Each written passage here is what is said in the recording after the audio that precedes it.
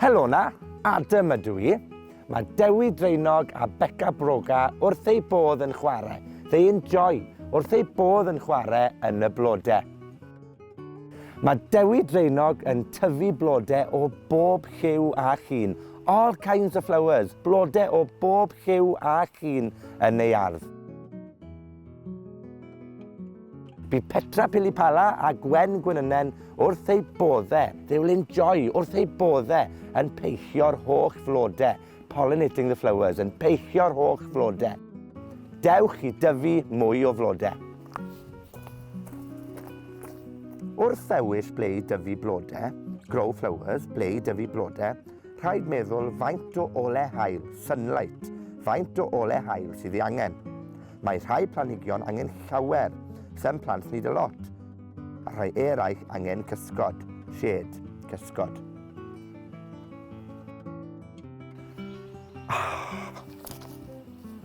Perffaith.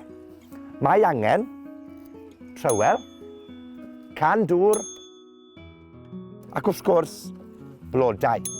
Ond yn gyntaf, mae angen clirio'r ardal o unrhyw chwyn, fel bod lle i blannu'r blodau. Tynnwch y chwyn. Pull the weeds, tynnwch y chwyn.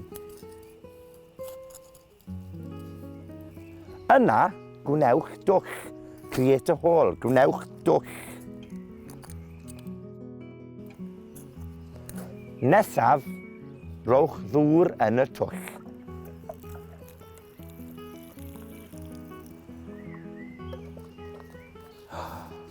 Dyma'r gwreiddiau. Mae'r gwreiddiau fel spaghetti. The roots are like spaghetti. Mae'r gwreiddiau fel spaghetti. Plannwch y planhigyn yn y twll.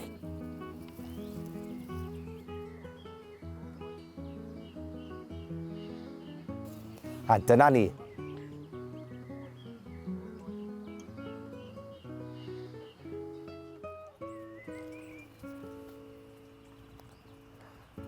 Wel, mae rhai blodau'n fach iawn, a mae rhai blodau'n fawr iawn. A da iawn Dewi Draenog a Beca Broga am blannu mwy o flodau yn yr ardd. More flowers in the garden. Am blannu mwy o flodau yn yr ardd. Pob hwyl a joiwch y garddio.